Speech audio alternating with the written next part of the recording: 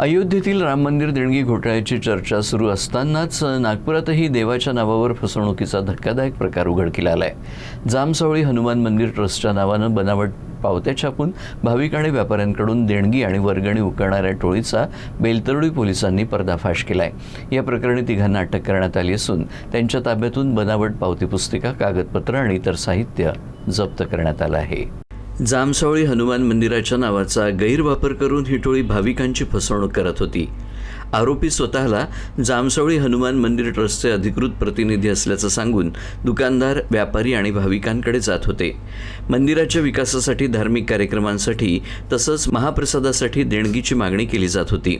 विश्वास संपादन करण्यासाठी मंदिराच्या नावाच्या बनावट पावत्याही दिल्या जात होत्या। ट्रस्टच्या पदाधिकाऱ्यांना या पावत्यांबाबत आणि संबंधित व्यक्तींच्या हालचालींबाबत संशय आल्यानं त्यांनी पोलिसांकडे तक्रार केली।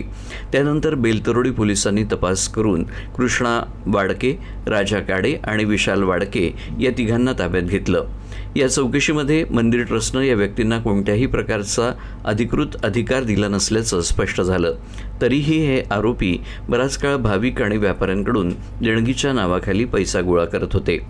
पोलिसांनी आरोपींकडून बनावट पावती पुस्तिका, कागदपत्र आणि इतर साहित्य जप्त केलंय। या टोळीनं आतापर्यंत किती जणांची फसवणूक केली आणि किती रकमेची अवैध वसुली केली याचा सध्या तपास सुरू आहे। यामध्ये जे अटक आरोपी आहेत ते बऱ्याच दिवसापासून असा प्रकार करत आहेत आणि या प्रकारामध्ये त्यांनी त्याच्यावरती ते त्यांचं उपजीविका भागवायचं काम करत होते आणि हे असे फिरस्ते असून यांच्याकडून आम्ही सखोल तपास करून ती माहिती घेतो की यांनी अजून किती ठिकाणी वर्गणी घेतली। साधारणतः आमच्या लक्षात आलं की बेलतोडीच्या परिसरातून त्यांनी 4 ठिकाणावरून 101 रुपयाच्या अशा पावत्या फाडलेल्या आहेत। त्याबाबत आम्ही तपास करीत आहोत।